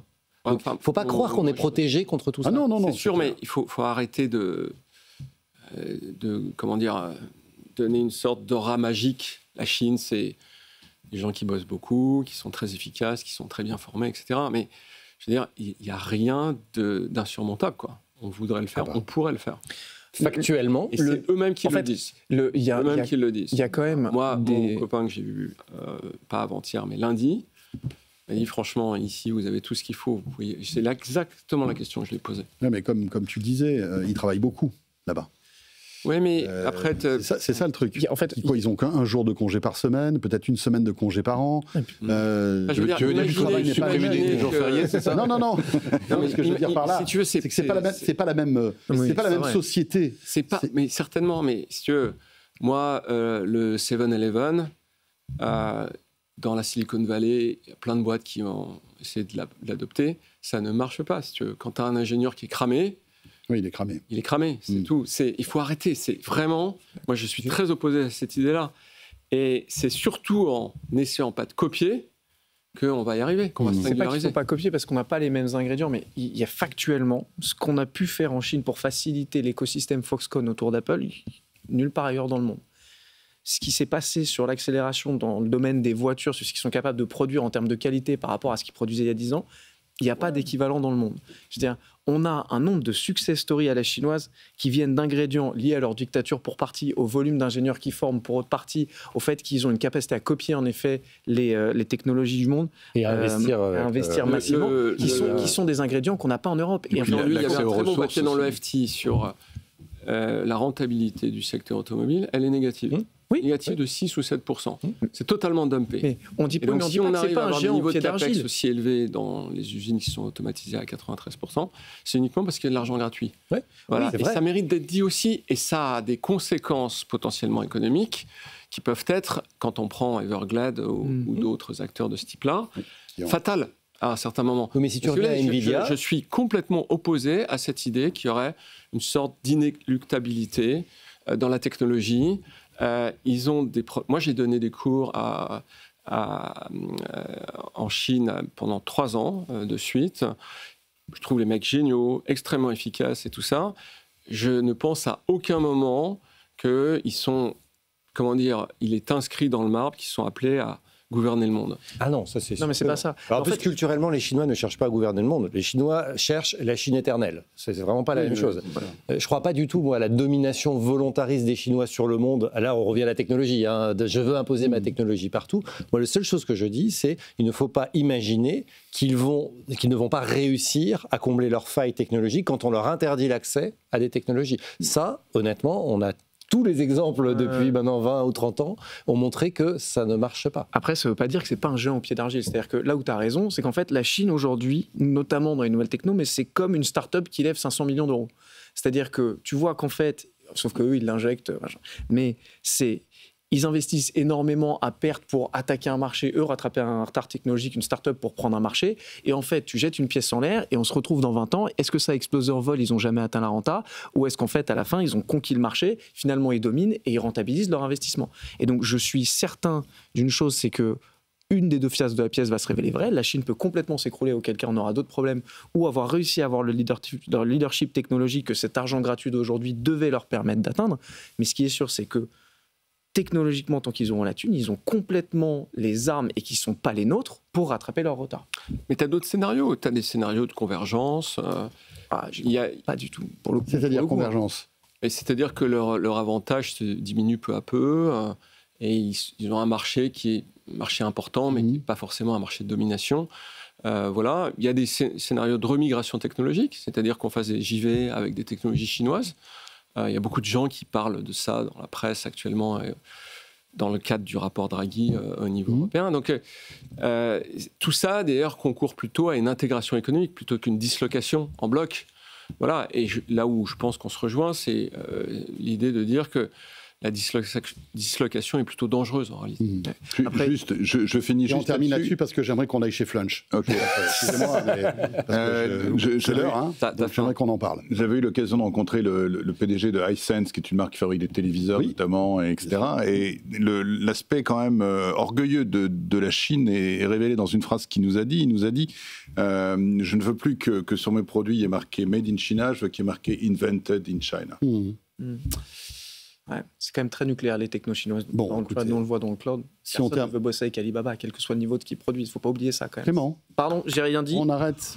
Moi, j'ai fini maintenant. Attention, parce que tu n'auras pas de dessert si on va chez Flunch. Je t'avertis. J'ai été une fois chez Flunch. J'étais trop content. C'est vrai? J'étais il y a 6 mois. Je me suis dit, je vais faire un Flunch. Eh bien, écoute, si tu vas au Flunch de Lille, tu vas te retrouver avec une technologie qui est totalement inédite. Qu'est-ce qui se passe au Flunch de Lille? Eh bien, en fait, Flunch s'est associé avec Amazon pour déployer cette technologie qui s'appelle Just Walk Out. Si vous êtes allé aux États-Unis, peut-être que l'avez-vous vu. Moi, j'étais à Seattle l'année dernière et effectivement, c'est assez amusant. Vous rentrez dans un magasin, vous prenez ce que vous voulez, vous vous n'avez pas de caisse et vous ressortez sans montrer vos objets parce qu'en fait, il y a des caméras, des capteurs partout. Et en sortant, vous payez avec votre carte ou avec votre téléphone ou votre appli Amazon. Et puis c'est réglé. Et quelques minutes après, vous avez votre ticket de caisse qui apparaît sur votre téléphone. Eh bien, Flunch est en train de tester ce système à Lille. C'est-à-dire que vous rentrez dans le magasin, vous faites votre parcours là, avec votre petit... Donc rien à voir avec les restaurants, on est d'accord? Oui, c'est Flunch. Bah, c'est pas un restaurant, là, en l'occurrence. Bah, Flunch, c'est une cafette, quoi. Non, mais tu sors avec quoi? Avec quel produit? J'ai cru comprendre que c'était des produits à emporter. Oui. J'ai compris. Non, mais il y a un peu de tout. Il y a, oui, bien sûr. Tu sors avec ton poulet frit? Non, tu vas à ta table. Non, mais en fait... Non, je suis pas sûr que ce soit mais attendez, ça. à la fin du parcours, quand vous avez fait votre repas, eh bien là, vous avez une porte, d'accord, qui va s'ouvrir lorsque vous prendrez votre téléphone pour payer. OK, mais vous n'avez plus de caissier qui est là en train de vérifier, ah tiens, il a pris le poulet frites, il a pris la mousse au chocolat ou son café. Tout se fait automatiquement et vous payez à la fin directement. Je ne comprends pas ce qu'on paye. Ton repas. Tu payes ton repas? Ton plateau. C'est un truc où tu as un plateau. Donc c'est Parce que ça tu l'idée. payes chez Flunch quand même, hein. Ouais. On est obligé. Hein. C'est que tu passes, t'as pas de caisse, Mais tu passes entre deux qu'est-ce portes. que tu ça a mets son d'innovant? Enfin, il y en a, Ouais, il y en c'est a vrai innovants. qu'il y en a partout. Ouais. Bah oui, il y en a Non, partout. non, attends, c'est de la Des détection de... des cafettes Si. comme ça où tu prends tes trucs et à la fin, Ouais, à la mais t'as caisse, toujours- ils savent ce que tu as pris. Oui, mais tu as toujours quelqu'un qui est T'as là, quelqu'un. qui te Ouais, dit, qui vérifie, monsieur ouais. Didier Sens, Si je ça peux- vous fait 28,32 Il y a Julien qui va vous Là, il n'y a demander. plus personne, en fait. Si je peux me permettre, si j'ai bien compris, c'est pas une cafette. C'est Flunch lance un nouveau concept Il de me grab semble- and go, c'est-à-dire Il me je semble prends aussi, ouais. des choses qui sont empaquetées, qui sont dans des rayons, et je sors avec comme si j'allais dans... C'est du Flunch à emporter, quoi. Voilà, c'est du Flunch à emporter. Ça reste Et très donc, bon. c'est des étagères avec des produits rangés. Ok. Et effectivement, je prends les produits sur l'étagère, je les mets dans mon sac, dans mon panier, je sors effectivement et je paye à la sortie. Donc tu n'as plus personne. Donc, il n'y a plus de personnel, effectivement, Voilà. qui fait la caisse. Mais il me semblait que ce que tu décris là avait été instauré dans plusieurs magasins par Amazon et Oui. finalement ils Et ont arrêté parce que Eh ça ben alors marchait pas. quoi. c'est ça, et je trouve ça, je voulais vous Donc entendre pourquoi ils réagir là-dessus. l'exportent? Alors, en Mais fait, alors pourquoi Flunch passe ce partenariat avec Ce qui est Amazon? intéressant avec cette techno, c'est qu'au départ, effectivement, Amazon voulait lancer donc, Ouais. ces technos dans tous ses magasins à emporter. En plus, ils ont racheté Whole Foods aux États-Unis, donc une chaîne de supermarchés. Donc, on aurait pu imaginer que. Bref, à la fin, dans des magasins de plusieurs centaines de mètres carrés, c'est trop cher. Ouais, ça coûte trop cher. Il faut des capteurs partout sur chaque étagère, il faut des caméras partout. Il y a pas mal Il y a un d'erreurs. taux de démarque en plus, voilà, de l'ordre de 5 à 10% de mémoire. Donc bref, ça coûte trop cher, ça marche pas très bien. Donc Amazon a dit, bah moi je vais plus me l'appliquer à moi-même. Mais je vais comme essayer de ça le m'a vendre à coûté d'autres. très très cher de développer cette technologie, peut-être qu'il y a des petites surfaces qui pourraient être intéressées par ça. Et donc visiblement Flunch est intéressé. Je ne sais pas du tout combien ça coûte. Ce qui, moi, m'interroge quand même juste sur le modèle économique, c'est que entre les capex, hein, c'est-à-dire les investissements dans le matériel qu'il faut faire, et le coût d'un caissier ou d'une caissière. Bon, je ne sais pas si on s'y retrouve vraiment, mais j'imagine que Flunch a fait son calcul. Oui, et la grosse différence par rapport au magasin Amazon, c'est que là, tu payes à la sortie et non pas à l'entrée. Parce que Amazon, et c'est vrai qu'à Seattle, pour rentrer en Ça fait crée dans une le barrière à magasin, l'entrée, effectivement. il faut que tu t'identifies soit avec ton appli Amazon, soit avec ta carte bancaire. Là, c'est à la fin que ça se passe. Et on peut se poser la question aussi de savoir quel est l'intérêt de Flunch parce que ça sort de leur concept habituel. hein. Je veux dire, Flunch, c'est des restaurants, des C'est des haricots verts Mais ils gratuits veulent à tester un nouveau concept, visiblement. Donc ils veulent créer une espèce d'épicerie en fait. Oui, enfin, en tout cas des plats emportés, comme on peut le midi quand on est au bureau, aller Oui, voilà. dans ces Et c'est un magasins, magasin qui chercher est un tout petit petit. plat emporté. C'est un magasin qui est dans la tout petit, distribution, Monoprix le fait, enfin, c'est ce genre-là. En tout cas, ça fait en sorte qu'on en parle dans les médias. Exactement. Voilà, ça, Exactement, c'est exactement. Et peut-être ton ROI comme ça. voilà, surtout pour un magasin qui fait que 33 mètres carrés. hein. C'est un tout petit magasin. Franchement, Oui. là, on flunch, mais rapidement. Ben écoutez, voilà, ça sera le mot de la fin. Un peu de tout ce soir, hein, des sujets un peu graves, un petit peu plus légers, mais c'est ça aussi. Alors pour en Aïe, revenir. aïe, aïe, Didier. Vas-y. Non, mais sur Flunch, en fait, il y a un truc que je comprends pas, c'est, comme le dit très bien Julien, c'est des investissements énormes, c'est-à-dire il faut des capteurs, il faut des caméras, il faut etc. Alors que il y a une technologie qui est vachement bien, qui s'appelle le NFC, qui permet sur n'importe quel objet, quand on le met dans son sac, par exemple, ou quand on met dans un caddie, de déterminer ce que c'est, combien ça vaut, et de faire payer après. Ouais, c'est-à-dire que là, tu n'as pas de lecteur NFC, Là, tu as une dans caméra les partout poulets, qui détecte en c'est fait les compliqué de produits. mettre du NFC. Non, pas mais dans très le bon. beurre. poulet. Dans le quoi Bon, vous savez quoi, je vous invite à débattre sur l'avenir de Flunch Le bar à la con. Pour ça. dans le couloir. Ah, ils embêtent Ouais, le Dieu d'accord, Merci beaucoup à tous les quatre en tout cas. Merci Gilles. Merci. Vrai C'est un plaisir d'être là. Ça faisait longtemps. Hein. Ouais, et puis Ouais. merci pour tes analyses vraiment de haut vol. Merci à Didier Sens aussi, Julien Villeray Et merci à Clément David. Vous restez avec nous, Tech & Co la quotidienne, on revient dans un instant, mais encore une petite demi-heure à passer ensemble avec au sommaire cette visite d'un labo Apple à Munich. Et ce sera un journaliste de La Tribune qui viendra nous raconter tout ça dans quelques instants, Bogdan Bogdar. Et puis juste après, ce sera notre nouveau rendez-vous. Une fois par mois, on s'intéressera à la banque des startups LCL avec Fabrice Marcella qui a sélectionné pour nous 2 startups que LCL a décidé de soutenir. Nouveau rendez-vous qu'on vous présentera dans quelques minutes. Voilà, vous restez là. Petite pause et après, Julien Thibault sera là pour le Tech Flash. Très belle soirée, merci de rester avec nous. Tech & Co, la quotidienne sur BFM Business. Tech & Co, la quotidienne, Tech Flash. Voilà, vous restez avec nous dans un instant. Nous allons visiter un labo Apple à Munich. Et c'est Bogdan Bogdar, qui est journaliste à La Tribune, qui va nous raconter son périple. Ce sera dans 2 minutes. Mais auparavant, comme chaque soir, il est 20h32. Ce qu'il faut retenir de l'ActuTech de ce jeudi, c'est avec Julien Thibault. Et c'est le Tech Flash. Bonsoir Julien. Bonsoir François, bonsoir à toutes et à tous. Et à la une, Nvidia va investir 5 milliards de dollars dans son concurrent historique Intel. Un rapprochement surprenant dans le monde des semi-conducteurs. L'objectif est de développer ensemble des puces pour ordinateurs et centres de données. Les marchés ont immédiatement réagi et l'action Intel a bondi de plus de 20%. On reste dans les puces avec Huawei qui cherche à combler son retard face aux géants américains. Le groupe chinois a présenté une nouvelle technologie baptisée SuperPod. Elle permet de relier des milliers de ses cartes graphiques pour former des supercalculateurs d'intelligence artificielle. Une stratégie pour compenser les limitations imposées par les sanctions américaines. Et Julien, outre-Atlantique, c'est Meta qui mise maintenant sur la réalité augmentée. Et oui, le groupe de Mark Zuckerberg a dévoilé ses lunettes connectées, les Ray-Ban Display. Particularité, elles intègrent un petit écran directement dans le verre droit, permettant d'afficher des messages, de passer des appels ou même de traduire en temps réel. Ces lunettes devraient être disponibles en France début 2026. Sur le front des batteries, Panasonic promet une innovation révolutionnaire pour les véhicules électriques. Avec un nouveau processus de fabrication, cette batterie offrirait 25% d'autonomie supplémentaire, soit jusqu'à 145 km de plus pour une Tesla Model Y. L'entreprise prévoit un lancement à grande échelle d'ici 2027. Et enfin, un mot de santé, une intelligence artificielle baptisée Delphi 2M serait capable de prédire le risque de développer plus d'1 millier de maladies, et cela plusieurs années à l'avance. Une avancée prometteuse donc, mais encore à l'état de recherche, puisque les scientifiques soulignent la nécessité de corriger certains biais avant une utilisation concrète dans les hôpitaux. Et pour finir, je vous donne rendez-vous demain sur la chaîne YouTube de Tech & Co pour un nouvel épisode de quoi je me mail. Cette semaine, François et ses invités vont revenir sur les nouvelles lunettes VR dévoilées par Meta. On écoute tout de suite un court extrait. C'est pas le projet Orion dont je vous avais parlé, que j'avais testé. C'est un peu... qui est beaucoup plus perfectionné lui-même. Qui est de la réalité vraiment hors de prix. augmentée. Et qui est hors de prix. On ne sait pas encore, ce sera la surprise. Mais bon, vu que celles-là sont à $800, on se dit que bon... Moi, je trouve que $800, c'est pas très cher. Je m'attendais à plus. En fait, je m'attendais largement à plus. $800, c'est, entre guillemets, accessible. Tout comme cette première génération de Meta que tu as avec toi, à 420 les prochaines, on va en parler après. Mais 350, le modèle que tu as, c'était pas non plus démentiellement cher pour avoir un assistant vocal embarqué dans tes lunettes, une caméra, la connectivité. Alors attention, à l'époque, il n'y avait pas d'assistant vocal. Non, mais le prix de départ était cher, c'est devenu hyper intéressant. Ouais. Et là, il prend justement toute cette technologie à succès des Ray-Ban Meta, haut-parleurs, tout est amélioré, tout est poussé, et il y a surtout l'arrivée vraiment de l'IA poussée dans l'utilisation. Ça veut dire pas juste pour faire de la traduction, vous dire que ce que vous avez en face de vous, vraiment comme une aide. Et pourquoi ? Parce qu'il y a surtout le bracelet. Ouais. Et voilà, et retrouvez De quoi je me mail demain dès midi sur la chaîne YouTube de Tech & Co. Voilà, vous l'avez aussi en podcast audio. Et puis demain soir, diffusion de quoi je me mail sur BFM Business. Il est 20h35.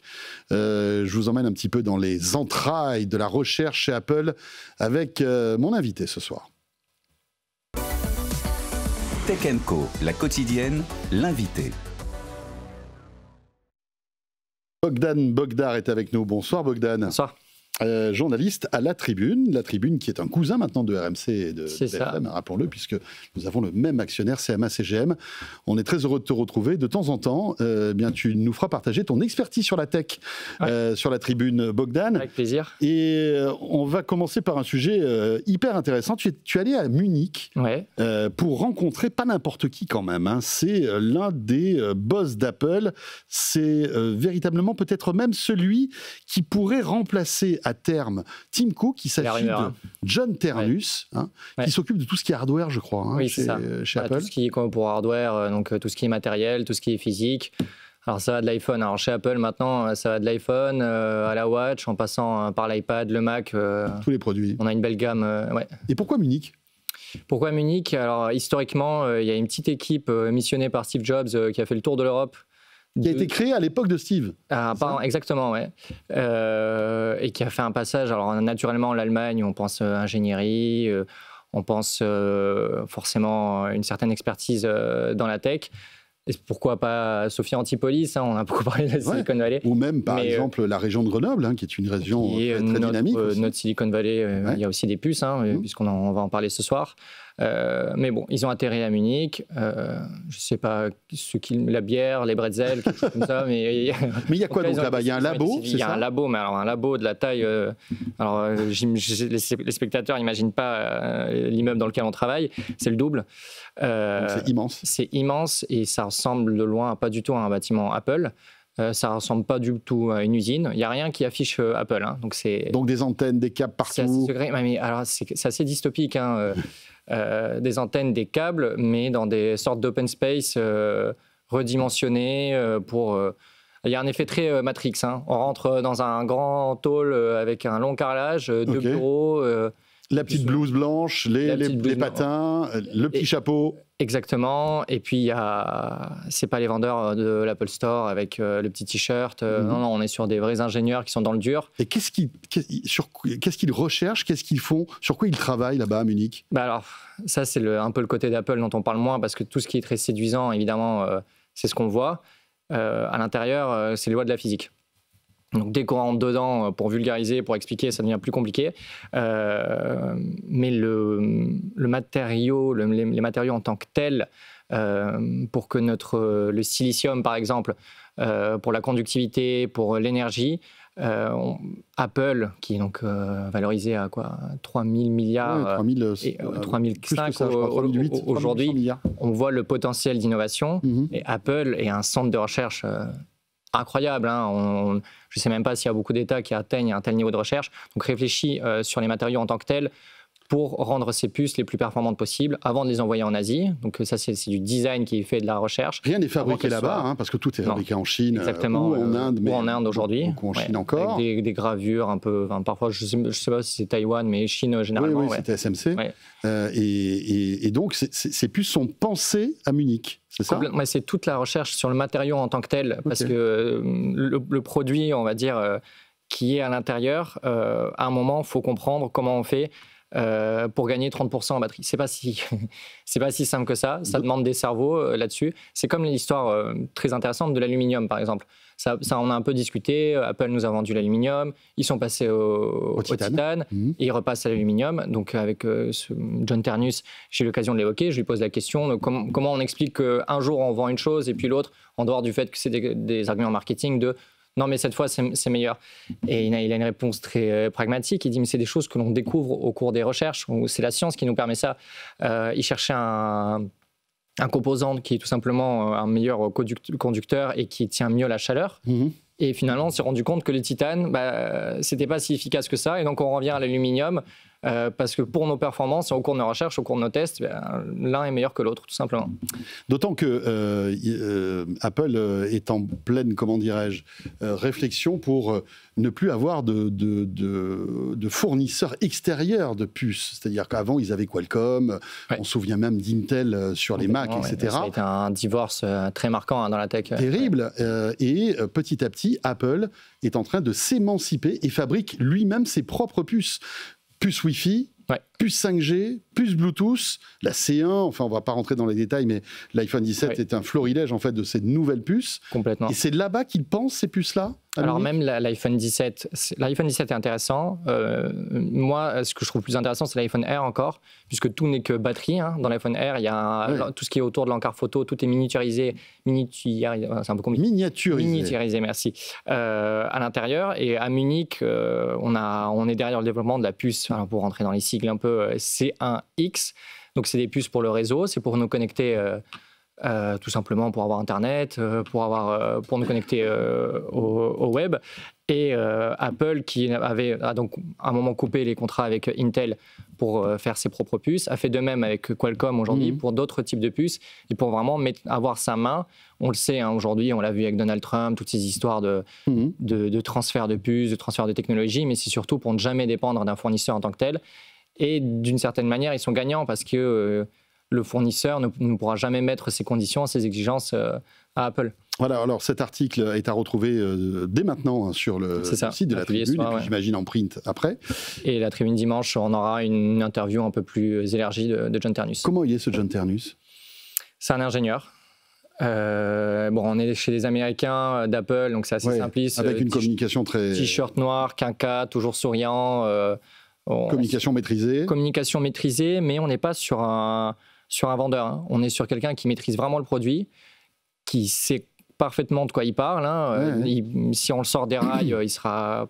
Et tu es d'accord sur cette petite musique-là qui dit que ça pourrait être le remplaçant de Tim Cook à terme? Que en tout cas, c'est lui qui a le plus de chances de remplacer Tim Cook en interne? Étant donné que il enchaîne les success stories, étant donné que l'hardware fonctionne parfaitement chez Apple et parfois prend le pas sur le software. Et c'est le nerf de la guerre. Logiquement, on donnerait les rênes si Tim Cook venait à partir un jour. Et dans la tech, on ne s'éternise pas éternellement. À un moment, on crée sa petite fondation et on fait de la philanthropie. Oui. Le choix logique serait de se tourner vers quelqu'un qui a réussi dans l'hardware avant tout. Voilà, intéressant donc à retrouver sur le site de la Tribune. Merci beaucoup Bogdan. Et tu reviens quand tu veux, quand tu nous fais découvrir encore d'autres aventures tech comme cela. Avec lundi, oui. Merci. À bientôt. Bogdan Bogdar, donc il est 20h43. Direction maintenant notre rédaction à nous, celle de Tech & Co. Tech & Co, la quotidienne, la chronique techandco.com. Et Sylvain Trinel nous a rejoint. Bonsoir Sylvain. Bonsoir. Et direction le virtuel, puisque pendant les nombreuses annonces de Meta, on en reparlait un peu de métavers. Un petit peu seulement quand même, parce que Mark Zuckerberg n'avait pas que le mot Ray-Ban à la bouche, mais aussi réalité virtuelle et augmentée. Il a même énoncé au moins une fois le terme de métavers, c'est pas rien le métavers, si vous n'en avez peut-être aucun souvenir, et on ne peut pas vous en vouloir, il s'agit d'un monde virtuel créé par Meta sous le nom d'Horizon Worlds, où l'on pouvait interagir avec ses amis ou de parfaits inconnus. Peu après son lancement, moqué d'ailleurs à grand renfort d'eux-mêmes, la plateforme qui se voulait être le futur de Facebook était tout simplement désertée, et ce malgré plusieurs milliards investis ou même engloutis avec les années. Un sérieux coup dur qui n'a visiblement toujours pas dit son dernier mot, puisque Mark Zuckerberg a dévoilé la nuit dernière le Horizon Engine, un nouveau moteur censé moderniser Horizon Worlds et ainsi relancer son attractivité. Et alors, quelles vont être les nouveautés de ce moteur révolutionnaire? Des graphismes plus fins, fluidité améliorée et des temps de chargement considérablement réduits. Ce sont autant de petits détails auxquels Meta croit dur comme fer. Et pour aiguiser un petit peu la curiosité des utilisateurs, il va falloir au moins ça, je pense. On peut aussi ajouter que les espaces pourront accueillir jusqu'à 100 personnes, de quoi organiser de grosses réunions d'anciens du lycée, par exemple, ou des grosses réunions à BFM TV, par exemple. Au hasard, ça serait pas mal. Il faut avoir un masque. Oui, c'est vrai. Surtout, de l'IA va être injectée dans Meta Horizon Studio, la plateforme de création qui pourra imaginer une ambiance visuelle ou sonore générée par l'intelligence artificielle, évidemment, avec la voix de l'utilisateur. Chaque utilisateur sera d'ailleurs un créateur, promet Meta, alors qu'on attend déjà surtout d'eux qui montrer de l'intérêt pour ce métavers qui a bien du mal à rivaliser avec d'autres mondes virtuels comme Roblox ou Fortnite. Ouais, c'est pas évident tout ça. Pas évident du tout. Merci beaucoup Sylvain. Merci. Si vous voulez en savoir plus sur ce sujet, direction le site de Tech & Co. Allez, nouveau rendez-vous qu'on va retrouver tout au long de cette année, une fois par mois, c'est la banque des startups LCL et j'accueille tout de suite mes invités. Tech & Co, la quotidienne, les invités. Fabrice Marcella nous a rejoint. Bonsoir Fabrice. Bonsoir François. Quel plaisir de te retrouver, mon cher Fabrice. Très heureux d'être là. Voilà, pour tous ceux qui sont des fidèles de Tech & Co, la voix et le visage de Fabrice ne vous est pas inconnu. Précédemment, tu étais le maire du village Baïséa. Oui, j'étais le maire du village Baïséa Paris. Tu es resté dans la famille, mais tu es parti du côté de CLCL. J'ai retiré mon écharpe de maire et j'ai pris mon nouveau costume de banquier. Un peu spécial quand même, ce costume de banquier. Ouais, c'est un costume un peu cool quand même. Un peu cool, mais je suis dans le monde des startups, donc je peux le faire. Alors, quelle est ta mission avec la Banque des startups? Explique-nous un petit peu. Bien, écoute, avant, je faisais de l'accélération de startups, mais je n'avais pas le levier du financement pour pouvoir les accompagner. Désormais, j'ai le levier du financement. La Banque des startups, elle vise à accompagner des startups B2B, alors business to business, qui s'adressent au monde des entreprises, dès la phase d'amorçage en termes de financement, mais ça accompagne également l'entrepreneur dans l'acquisition de ses biens de propriété, comme les sujets du patrimoine. Et enfin, ce que j'ai hérité, en tout cas, du village, c'est l'idée, en tout cas, qu'on peut se rendre utile auprès de l'entrepreneur, en dehors même du financement, avec des services extra-bancaires, comme ne serait-ce que la mise en relation entre des startups et des ETI clientes de la banque. Quel intérêt pour LCL de se lancer dans cette aventure et de soutenir les startups? J'imagine qu'ils le faisaient avant, mais là, c'est peut-être plus structuré, c'est ça, grâce à toi? Heureusement, LCL ne m'a pas attendu pour accompagner les startups. LCL accompagnait plutôt des scale-up. Oui. Il y a un peu moins des startups en phase d'amorçage. Et en fait, avec l'arrivée du nouveau directeur général, Serge Magdelaine a souhaité retrouver l'ADN entrepreneurial d'LCL, parce que je ne sais pas si tu sais, mais LCL a 160 ans et accompagne des entrepreneurs. Et accompagne aujourd'hui même, c'est 50% des ETI françaises. Et l'idée, là, c'est de pouvoir aussi aller sur le marché des startups moins matures, donc en phase d'amorçage, au moment où l'entrepreneur commence à avoir ses premières levées de fonds et sa première traction. Et ça nécessite finalement un regard un petit peu différent sur les entreprises au moment où on va décider de financer ou pas. Donc, ton job, c'est de détecter les bonnes startups qui ont un intérêt avec LCL ou pas forcément, ou qui ont un potentiel si elles business. En ont, tant mieux. Mais pas forcément. Mais pas que. D'accord. Si elles en ont, bien sûr, ça a du sens. Beaucoup de mes entreprises, je les mets en relation avec d'autres collègues en interne, lorsque ça fait du sens. Donc, tu détectes ces entreprises, ces startups, qui sont toutes jeunes, tu les coaches. Alors, je les coach. Elles viennent souvent me voir au départ parce qu'elles ont besoin de financement. J'ai recruté des banquiers à mes côtés, des banquiers qui ont l'habitude d'accompagner les scale-up, et des banquiers que je suis allé recruter chez BPI, qui ont plutôt l'habitude d'accompagner des startups très early. Et à nous trois, enfin, on est plutôt 8, mais avec ces 3 profils très différents, eh bien, en fait, ça nous permet d'avoir un regard un peu décalé, plus startup friendly au moment où on va analyser les dossiers. Et LCL injecte de l'argent dans ces startups. Prête de l'argent, parce qu'on n'est pas investisseur, donc on va plutôt faire du non dilutif. Et notre spécificité, c'est qu'on va accorder davantage d'importance au parcours de l'entrepreneur. Qui sont ses associés? Qui sont ses business angels? Voilà, c'est tout ça en fait, toute cette partie un peu qualitative. L'histoire entrepreneuriale en fait, parce qu'il y a toujours une histoire entrepreneuriale derrière. Il y a une histoire entrepreneuriale. Et d'ailleurs, peut-être, dernière chose, nous on s'inspire beaucoup du modèle des entrepreneurs, c'est-à-dire que la banque des startups, elle est aussi agile qu'une startup. La seule différence, c'est qu'on a la force d'un grand groupe derrière. Et ce qui est intéressant, c'est que tous les mois, tu viendras nous voir. Et oui. Pour faire part un petit peu de tes recherches et de tes trouvailles. C'est ça, exactement. Et on est ravis. Alors, présente-nous les 2 startups que tu as sélectionnées pour nous. On est dans tout ce qui touche l'environnement. Oui. C'est ça? J'ai appelé ça... Et l'énergie. Ouais, ce sont des green tech en fait, parce que c'est un secteur qui est extrêmement dynamique, la green tech. Ce sont des... Et on est très bon en France là-dessus. En fait, après l'IA, c'est le deuxième domaine d'activité, le deuxième secteur qui est le plus financé. Ça représente 1/3 des levées de fonds cette année, en 2024. Donc tu vois, c'est extrêmement dynamique. Et c'est un secteur qui regroupe à la fois le sujet de l'énergie. On va en parler ce soir avec l'une des startups qui est avec nous, qui s'appelle Ensol. Ça regroupe également tous les sujets autour de la mobilité propre. Et ça, c'est ce que va nous présenter Sensive. Et puis, après, il y a tous les sujets autour de comment je protège un écosystème, l'agriculture durable. Tous ces sujets-là sont des sujets portés par la Green Tech. On commence par Ensol. Allez, on commence par Ensol. Paul de Préville est avec nous. Bonsoir. Bonsoir, merci. Cofondateur d'Ensol et de la Suntech, c'est ça? Exactement. Alors, Ensol, c'est pour énergie solaire. Nous, notre mission, c'est de simplifier et accélérer le passage à l'énergie solaire pour les foyers français. Donc, on fait 2 choses très simples. On électrifie des foyers. Donc, on va installer des panneaux, des batteries, des bornes de recharge et des pompes à chaleur. Et on a aussi une application. Donc, c'est là où il y a beaucoup d'innovation. Une application de pilotage qui va se connecter à tous vos équipements énergétique dans votre foyer. Et le but du jeu, ça va être de maximiser les économies d'énergie. Et la Suntech, c'est un réseau d'acteurs dans l'énergie, donc une cinquantaine de startups qui innovent en France pour accélérer l'électrification et notre futur énergétique. Fabrice, tu disais que c'était du B2B, tes startups, et lui, c'est B2C. Non, mais il y a un peu d'exception. Alors oui, effectivement, la règle, c'est du B2B. On est d'accord, c'est que moi, je peux appeler Ansel pour qu'il étudie tu peux le faire. Le fait que vous puissiez installer des panneaux photovoltaïques chez moi. Tout à fait, c'est notre mission. Ok. C'est bien. Non, mais les bons dossiers, on les regarde, même quand ils sont en B2C. Hein. Mais globalement, on est plutôt sur du B2B. C'est quoi, 90-10 ? Ah oui, c'est bien 90-10, oui. Ouais, c'est bien 90-10, ouais. Ok. Donc, créé en 2023, vous êtes basé à Saint-Denis. Vous en êtes où aujourd'hui ? Est-ce que vous êtes à quel moment en fait de votre croissance ? Alors on a fêté notre deuxième bougie. Alors le siège est à Paris, mais sinon nos entrepôts et nos équipes sont dans le sud, entre Bordeaux et Nice. On fait tout le bassin méditerranéen. Où il y a du soleil. Et où il y a du soleil pour commencer.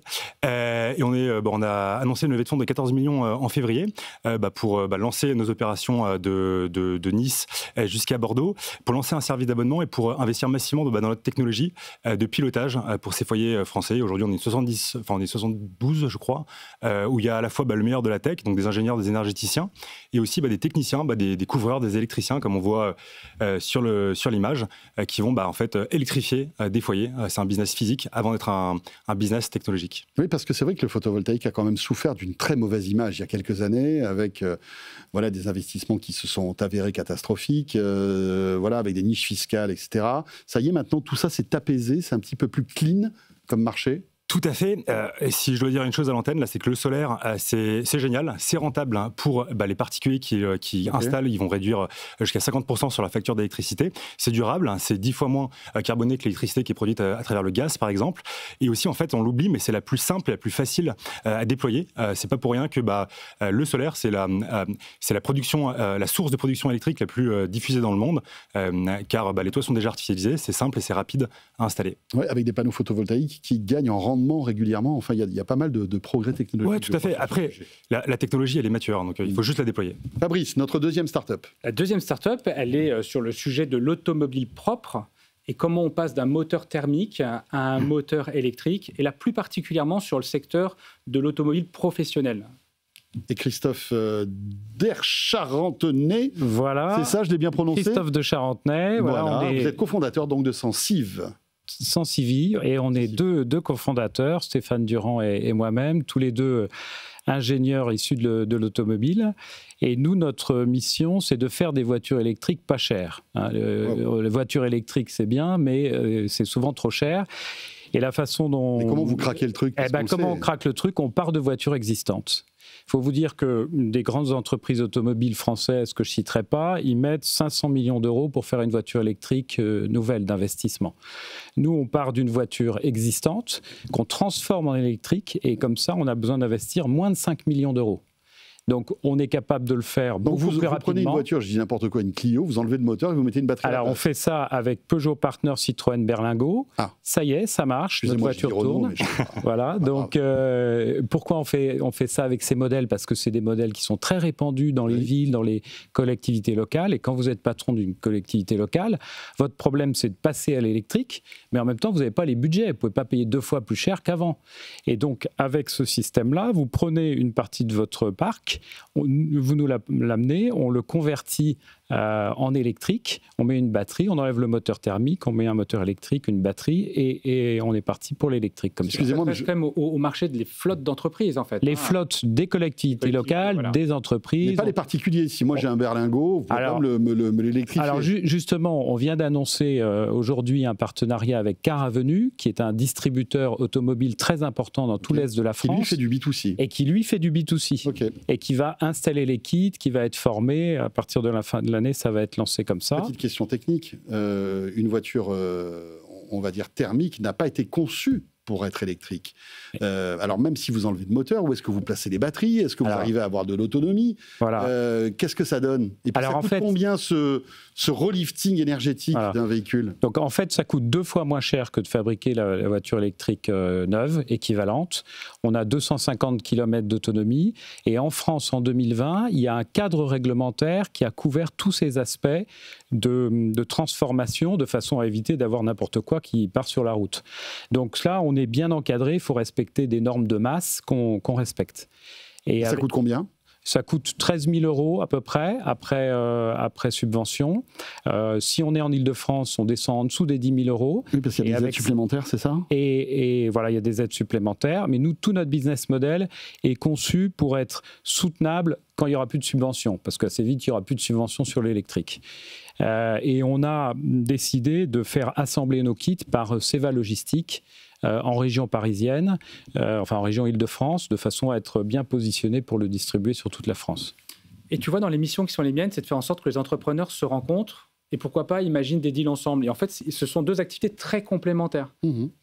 On peut recharger peut-être avec tes panneaux solaires, j'imagine, ces véhicules, ou en tout cas... Voilà, on en parlait juste avant l'émission.